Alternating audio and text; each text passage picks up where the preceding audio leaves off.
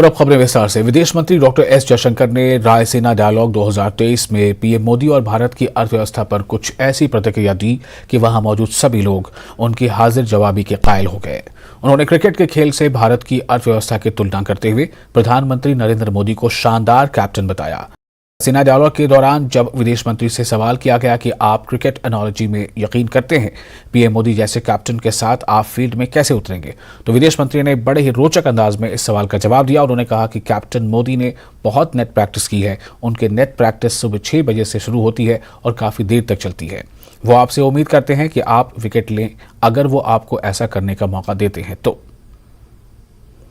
What Mike Pompeo recently said about you in his book, he called you, and I'm quoting, a professional, rational and a fierce defender of his boss and his country. And since you believe in cricket analogies, with a captain like Prime Minister Modi, how do you really set the field? Do you play an aggressive game and close in on the batsman, or do you focus more on guarding the boundaries mostly?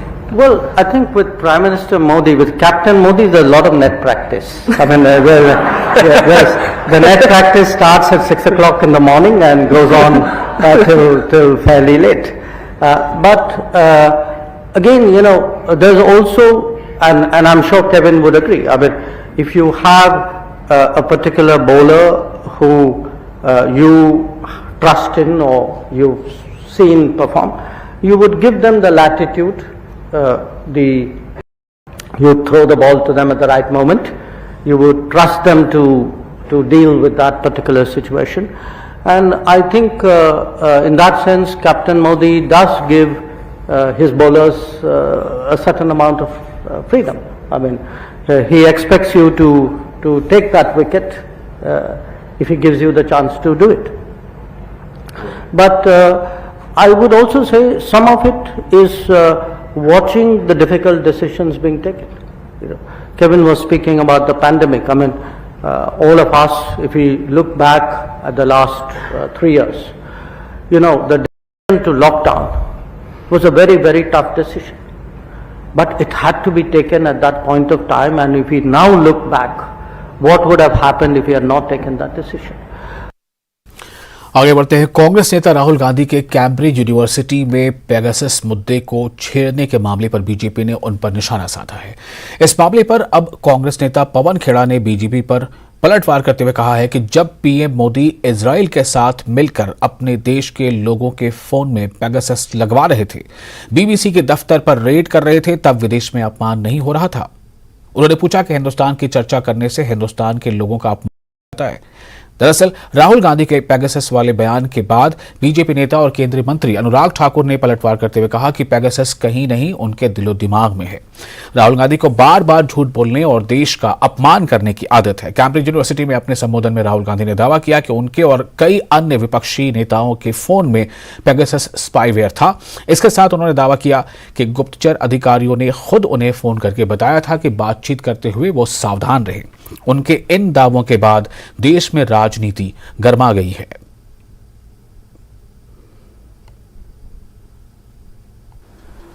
पहले Bharatiya Janata party को देते हैं कि इस तरह की हरकतें बंद कर दें कि जिसका चर्चा करने से भी शर्म आ जाती है, तो ऐसी हरकतें करना ही बंद कर दें तो हम चर्चा करना बंद कर देंगे।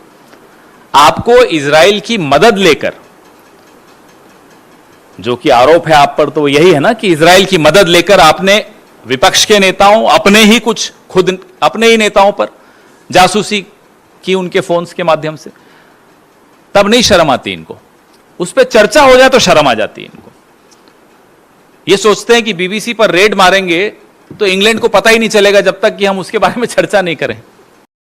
देखिए, we are living in a different era. We are not living in the 17th or 18th century where news travels at the speed of a camel cart or at the speed of a pigeon. Now, if I am talking to you right now, anybody sitting in Papua New Guinea can also hear me out. Why don't they understand? Or they may, I'm sure they understand, but they think no one else understands. You go on the foreign soil and make fun of the country that people were ashamed of being born as Indians. तब नहीं आपको शर्म आती। और कांग्रेस प्रवक्ता meme Afzal ने राहुल गांधी और जासूसी को लेकर दिए गए बयान पर कहा कि ये कोई ऐसा मामला नहीं है जिसकी विदेश में चर्चा न हुई हो। उन्होंने कहा कि आखिर बीजेपी राहुल गांधी से इतना डरती क्यों है। मीम अफजल ने कहा कि देश से ज्यादा पेगासस के बारे में विदेशों में खबरें छपी हैं, विदेशों में भी बोला जाता है और विदेशी लोग भारत में आकर भी बोलते हैं, इसमें कोई बड़ी बात नहीं। देश में एक बार फिर पेगासस को लेकर चर्चा तेज हो गई है। आरोप प्रत्यारोप का दौर शुरू हो गया है। हमारे साथ ज्यादा गुफ्तगू के लिए हैं कांग्रेस के प्रवक्ता मीम अफजल साहब। मीम अफजल साहब, राहुल गांधी जी कैम्ब्रिज गए और वहां पर उन्होंने पेगासस का सवाल उठाया, कहा कि सरकार मेरी जासूसी करती है। बीजेपी कह रही है कि राहुल गांधी देश को बदनाम करते हैं। देखिए, कोई पेगासस का मामला ऐसा तो है नहीं कि देश के बाहर वो पहुंचाना हो। सारी दुनिया जानती है। जिस वक्त पेगासस का मसला आया तो सारे इंटरनेशनल प्रेस ने उसको छापा। राहुल गांधी ने अगर उसका जिक्र कर दिया तो कौन सा तूफान आ गया। सरकार को राहुल गांधी से इतनी परेशानी क्यों होती है, इतना डरते क्यों हैं? अगर राहुल गांधी अपने कहीं भी कुछ बोलते हैं तो सबसे ज़्यादा एतराज़ किया जाता है, अगर देश के बाहर बोले तो वो देश दुश्मनी का काम हो जाता है। तो हम भारतीय जनता पार्टी के गुलाम थोड़ी हैं। ये राहुल गांधी जी को भारतीय जनता पार्टी से डरते नहीं हैं कि उनके कहने से तय करेंगे कि क्या देश के लिए है, क्या देश के लिए नहीं है। बीजेपी की तरफ से एक सवाल ये उठाया जा रहा है कि जो भी कांग्रेसी या राहुल गांधी जी हैं, उन्होंने अपना फ़ोन जो है वो जमा नहीं कराया था। अगर उन्हें इतनी ही चिंता थी इस मसले को लेकर के कि उनकी जासूसी हो रही है तो अपना फ़ोन देना चाहिए था। जमा कराने की ज़रूरत ही नहीं है। तो हर जगह पे हर एक की चेकिंग हो रही थी, आज भी शायद हो रही होगी, क्योंकि सरकार ने इस मुद्दे पर अपना कोई सफाई तो पेश की नहीं है। सिर्फ यही कहा है कि नहीं, ऐसा कुछ नहीं है, जबकि हमने बाकायदा दावे के साथ ये बात कही थी कि पेगासस जो है वो जिस तरह से उसकी स्टोरी सामने आई है उसमें ज़बरदस्त घोटाला है, जासूसी हो रही है। जासूसी पहले भी हो रही थी, आज भी हो रही है, हर शख्स जानता है। मैं तो देश के अंदर बोल बैठा हुआ हूँ, मेरे ऊपर भी अब जासूसी का मुकदमा लगा। बीजेपी का एक दलील ये भी है कि मामला कोर्ट में गया था और कोर्ट से उन्हें क्लीन चिट मिल गई थी। देखिए, कोर्ट से जिस तरह से हकाइक पेश किए गए वो ठीक नहीं थे, और कोर्ट ने अगर क्लीन चिट दे भी दी तो इसका मतलब ये तो नहीं है कि किसी को इस बात का हक नहीं है कि पेगासस पर सवाल उठाए। कोर्ट के फैसलों के बाद भी सवाल उठाए जाते हैं। बीजेपी के राष्ट्रीय महासचिव तरुण चुग ने राहुल गांधी पर देश की छवि खराब करने का आरोप लगाया है। सुनिए उन्होंने क्या कहा। राहुल गांधी कैम्ब्रिज में है और उन्होंने वहां पर पेगासस को लेकर कई सवाल उठाए हैं। साथ ही साथ जम्मू कश्मीर पर भी उन्होंने दावा किया एक आतंकी से उनकी मुलाकात हुई। हमारे साथ ज्यादा बातचीत के लिए हैं भारतीय जनता पार्टी के महासचिव तरुण चुग जी। तरुण चुग जी, राहुल गांधी विदेशी धरती पर थे, उन्होंने कहा उनकी जासूसी होती थी, सुरक्षा के लोगों ने उन्हें बताया। झूठ का पलिंदा है राहुल गांधी। विदेशी धरती पर भारत को बदनाम करने का ठेका ले रखा है गांधी नेहरू परिवार ने। अब नाच ना जाने आंगन टेढ़ा आपके प्रदर्शनों में, आपके कार्यक्रमों में जनता नहीं आ रही तो आप न्यूसेंस में लाएंगे। ताइए तो सही 15 कंपनियां आपके साथ सीआरपी की लगी थी, 10 कंपनियां आपके साथ जम्मू कश्मीर सुरक्षा बल की लगी थी। कौन आतंकवादी कब आपसे मिला? कितना बड़ा भ्रम और झूठ फैला रहे। अगर मिला तो आपने सुरक्षा एजेंसियों को बताया क्यों नहीं? वो कौन थे, कहां मिले थे? ये झूठ कैसे बोला जा रहा? पूरी तरह चौथी बार लॉन्चिंग भी इनकी टाएं टाएं फिस हो चुकी है। इसलिए जॉर्ज सोरेस का एजेंडा विदेश की धरती पर ये चला रहे हैं, भारत को बदनाम करने का। देश की जनता इसे बर्दाश्त नहीं करेगी। और बीजेपी नेता रविशंकर प्रसाद ने राहुल गांधी पर निशाना साधते हुए कहा कि राहुल गांधी जब भी विदेश जाते हैं भारत का अपमान करते हैं। ये है राहुल गांधी, जब भी विदेश जाएंगे भारत का अपमान करेंगे, जब भी विदेश जाएंगे भारत की जनता का अपमान करेंगे। आज वो भारत की संस्था, क्या चुनाव आयोग, क्या सुप्रीम कोर्ट, क्या मीडिया, सबकी आलोचना करते हैं। राहुल गांधी जी, अभी आपने संसद में कि नहीं, आपने मोदी जी के खिलाफ अनर्गल बेबुनियाद आरोप लगाए कि नहीं लगाए? पूरे भारत में आप लगाते कि नहीं लगाते हैं? आपको बेबुनियाद आरोप लगाने की आजादी है कि नहीं? और कौन है आप जो बेल पर है भ्रष्टाचार के मामले में? आपकी माताजी बेल पर है, आपके परिवार के कई लोग बेल पर हैं भ्रष्टाचार के मामले में, और आपकी सरकार ने भारत के लोगों के टैक्स पेयर का पैसा लूटा है। ये भी सच्चाई है। लेकिन आप विदेश जाकर भारत का अपमान करें, सामान्यतः ये राजनीतिक शिष्टाचार नहीं। You don't condemn the country from a foreign soil. Rahul Gandhi जब जब जाते हैं तो यही करते हैं और चीन को सद्भावना का प्रतीक बताते हैं। आज देश राहुल गांधी के सही चेहरे को देखे कि भारत में कभी भारत की संस्थाओं का अपमान, विदेश में जाके भारत की जनता का अपमान और चीन का गुणगान सद्भावना के प्रतीक और पाकिस्तानी आतंकवाद पर चुप्पी, ये है राहुल गांधी की सही तस्वीर। हम इसकी बहुत भर्त्सना हैं और हमें पूरा विश्वास है दुनिया, विदेशों में रहने वाले भारतीय कभी राहुल गांधी की इन बेबुनियाद टिप्पणों से प्रभावित नहीं होंगे। जब आज नरेंद्र मोदी के नेतृत्व में भारत दुनिया की एक बड़ी ताकत, बड़ी आर्थिक व्यवस्था बन रहा है और G20 में भारत की अगुवाई पूरी दुनिया उसको सराह रही है। हम राहुल गांधी की इन बचकानी टिप्पणियों की बहुत ही भर्त्सना करते हैं। संयुक्त राष्ट्र मानवाधिकार परिषद में पाकिस्तान की विदेश राज्य मंत्री हिना रब्बानी ने एक फिर भारत पर झूठे आरोप मढ़ने की कोशिश की। उनके आरोपों पर भारत ने मुंहतोड़ जवाब दिया है। जिनेवा में भारतीय राजनयिक सीमा पुजानी ने पाकिस्तान को आतंकवाद फैलाने वाला देश बताया। सीमा पुजानी ने कहा कि पाकिस्तान के प्रतिनिधि ने एक बार फिर भारत के खिलाफ अपने दुर्भावनापूर्ण प्रचार के लिए इस प्रतिष्ठित मंच का दुरुपयोग किया है। उन्होंने कहा कि मानवाधिकारों पर पाकिस्तान की बातें मजाक हैं। पाकिस्तान में आवाज उठाने वाले गायब हो जाते हैं।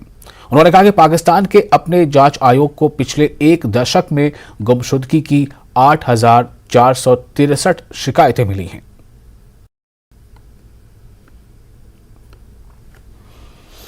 आगे बढ़ते हैं। भगोड़े कारोबारी विजय माल्या को सुप्रीम कोर्ट से बड़ा झटका लगा है। सुप्रीम कोर्ट ने विजय माल्या के उस याचिका को खारिज कर दिया है जिसमें मुंबई की एक अदालत में माल्या को भगोड़ा आर्थिक अपराधी घोषित करने और उनकी संपत्तियों को जब्त करने की कार्यवाही को चुनौती दी गई थी।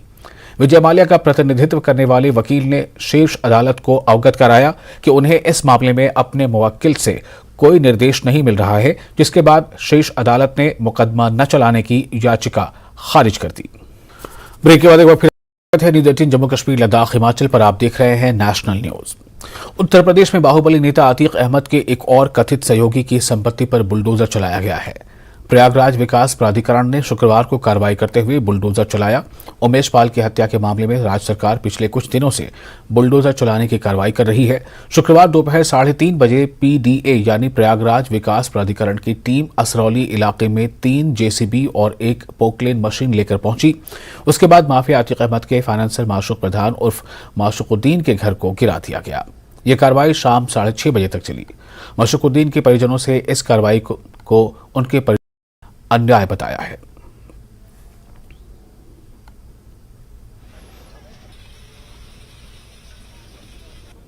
हमारी बेटी का मकान है। हाँ, ये काम चल रहा है, अभी तक शिफ्ट नहीं हुआ। अभी 5 तारीख को इसमें कुरान खानी होनी है। 5 तारीख को कुरान खानी होनी है। उन्होंने अपनी बहू को वो किया है, रजिस्टर की जमीन और बनवा रही है बेटी।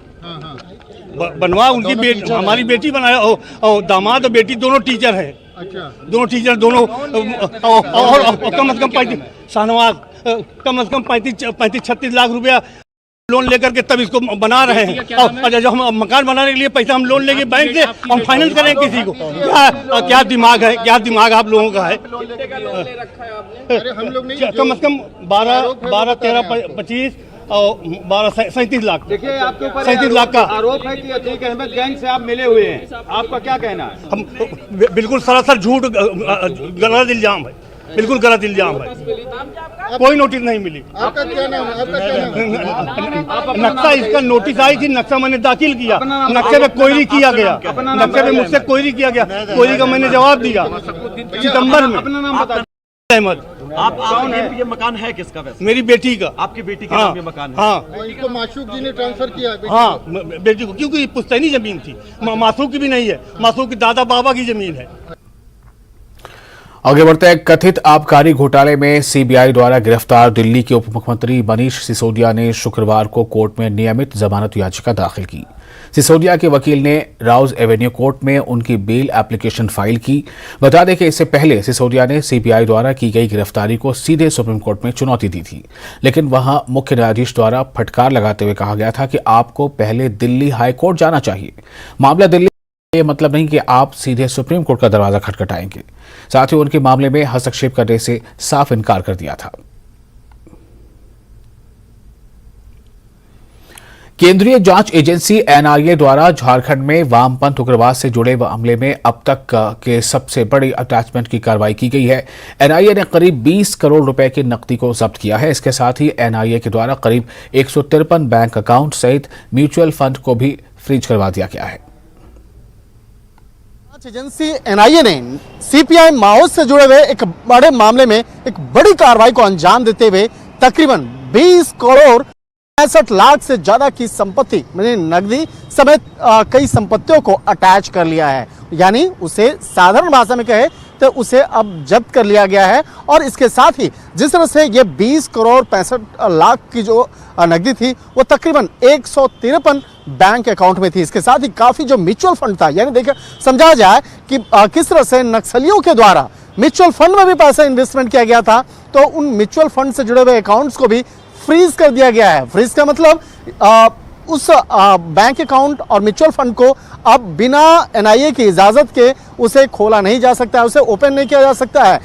बैंक अकाउंट है, उस बैंक अकाउंट से पैसे नहीं निकाले जा सकते हैं। और जिस तरह से इस मामले पर जिस तरह से इन्वेस्टिगेशन की अगर बात करें तो मृत्युंजय कुमार सिंह उर्फ सोनू सिंह का जो एक नाम सामने आया था, जिसका जो संबंध जो है मेसर संतोष कंस्ट्रक्शन नाम की कंपनी के साथ था, और जिस तरह से बाकायदा उस पर आरोप लगे थे कि वो नक्सलियों के लिए काम करता है। जो सीपीआई माओवाद से जुड़े हुए कई ऐसे नक्सली थे, उसको बाकायदा फंड मुहैया कराता था और उसके बाद उगाही करता था, यानी लेवी भी लेता था। तो इस मामले की गंभीरता को देखते हुए जिस तरह से उसके खिलाफ ये कार्रवाई की गई थी और जिस तरह से नक्सली रविंदर गंजू का जो एक इस मामले में जो भूमिका है देखने को मिला था, लिहाजा इस मामले की गंभीरता को देखते हुए एक तरह से कहा जाए कि पिछले काफी समय से इस मामले पर तफ्तीश की गई और उसके बाद झारखंड से जुड़े हुए इस मामले में तफ्तीश करने के बाद ये अटैचमेंट किया गया है। और कहा जा सकता है कि सीपीआई माओवाद से जुड़े हुए मामले में ये अब तक की एनआईए की सबसे बड़ी कार्रवाई है, जिसमें कि 20 करोड़ 65 लाख से ज्यादा की नकदी और उसके बैंक अकाउंट्स को फ्रीज किया गया है। निश्चित तौर पे कहा जा सकता है कि इस मामले में जैसे जैसे तफ्तीश का दायरा आगे बढ़ेगा, आने वाले वक्त में इस मामले पर एनआईए के द्वारा इस तरह की कई और ठोस और बड़ी कार्रवाई को अंजाम दिया जा सकता है। वीडियो जर्नलिस्ट मनमोहन नेगी के साथ आनंद, न्यूज़ 18 दिल्ली। और जयपुर में अपनी मांगों को लेकर युवा बेरोजगारों ने कर्मचारी चयन बोर्ड का घेराव किया। राजस्थान बेरोजगार एकीकृत महासंघ के बैनर तले बड़ी संख्या में बेरोजगार युवा आज बोर्ड कार्यालय पर पहुंचकर नारेबाजी करते नजर आए। इस दौरान बेरोजगार युवाओं से बातचीत की संवाददाता महेश दाधीच ने।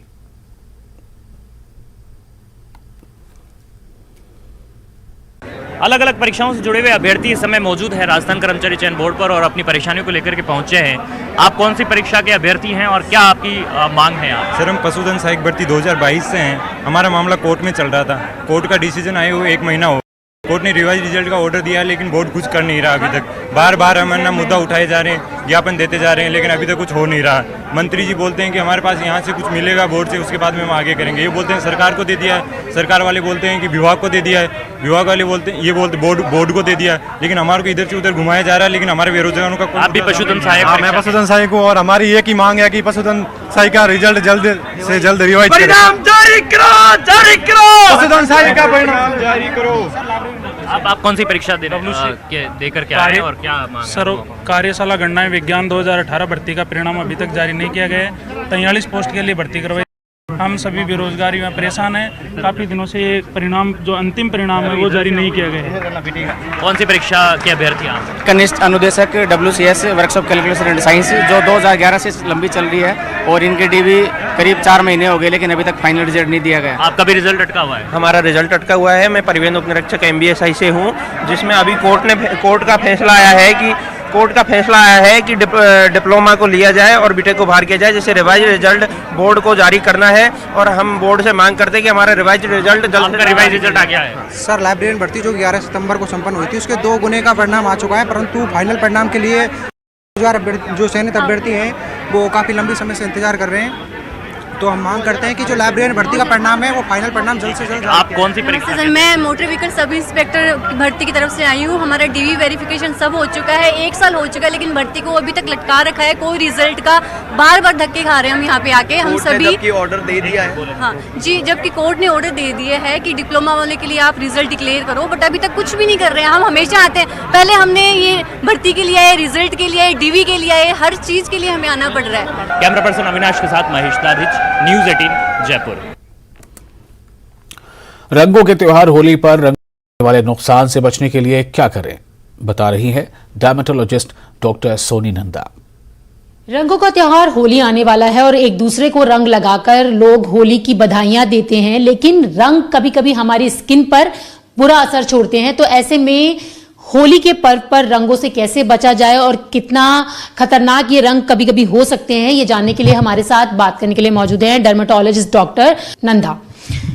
मैम, जिस तरीके से होली का त्योहार आने वाला है, हर कोई एक दूसरे को अबीर गुलाल लगा के बधाइयां देता है, लेकिन आजकल देखा जा रहा है कि कभी कभी रंगों में केमिकल होते हैं, तो ये रंग हमारी स्किन के लिए कितने ज्यादा हो सकते हैं? सो सी यूजुअली होली में ना इशू ये है कि हम बोलते हैं आप ऑर्गेनिक कलर्स यूज करिए, आप हर्बल कलर्स यूज करिए, लेकिन आपके फेस पे जो रंग लग रहा है वो रंग होगा जो कोई और लगा रहा होगा। और ऑर्गेनिक और हर्बल कलर्स बहुत देर रहते नहीं हैं, तो लोगों को पेंट्स अच्छे लगते हैं, लोगों को जेल अच्छे लगते हैं, लोगों को वाटर कलर अच्छे लगते हैं, ये सारे अल्कलाइन होते हैं, तो ये आपकी स्किन को खराब कर सकते हैं, आपके बालों को खराब कर सकते हैं, या आपके नेल्स तक को खराब कर सकते हैं। एंड अगर आईज में पड़ जाएं तो ये डेफिनेटली एक इमरजेंसी सिचुएशन हो सकती है। बट जो होली का स्पिरिट है, आप चीज को अवॉइड नहीं कर सकते, क्योंकि अगर 100 लोग खेल रहे हैं तो उसमें 10 ऐसे जरूर होंगे जिनको मजा ही इन रंगों से आएगा। तो इससे अगर आपको बचना है, कुछ बहुत सिंपल चीजें आप कर सकते हैं। एक तो आप फुल स्लीव्स के कॉटन के कपड़े पहनिए, तो आप जितना एरिया अपना कवर कर सकें उतना अच्छा है। फेस के लिए आप कोई माइल्ड क्लेंजर यूज करिए, एक सनस्क्रीन लगाइए जो आपके स्किन टाइप के हिसाब से हो और थिक कोट हो, एंड अच्छे से खूब सारा मॉइस्चराइजर लगाइए। बालों के लिए तो कोकोनट ऑयल बहुत अच्छा मॉइस्चराइजर हो जाता है। अपने नेल्स को बचाने के लिए आप बेस कोट लगा सकते हैं, पॉलिश का बेस कोट लगा सकते हैं। अब ये सारी तैयारी करके आप नीचे होली खेलने पहुंच गए। आपने जैसे ही होली, आजकल मोस्ट जगहों पे आप देखेंगे कि रेन डांस का कॉन्सेप्ट है, तो जैसे ही आप पानी में जाते हैं आपको ठंड लगने लगती है एंड फिर आप धूप में बैठना चाहते हैं, यहां पे सबसे ज्यादा डैमेज होता है। आपके रंग लग गए हैं तो आप शेड में रहने प्रेफर करिए, एंड रंग अगर लगता है और रंग ऐसा है जो इजीली हट सकता है, तो आप डेफिनेटली अपनी रेन डांस वाली जगह पे जाइए ताकि आपका रंग हट जाए, और हो सके तो मॉइस्चराइजर और सनस्क्रीन दोबारा लगा लीजिए। और इसी के साथ इस बुलेटिन में फिलहाल इतना ही, लेकिन न्यूज़ के लिए इस पर लगातार बड़ी और अहम खबरों का सिलसिला जारी रहेगा।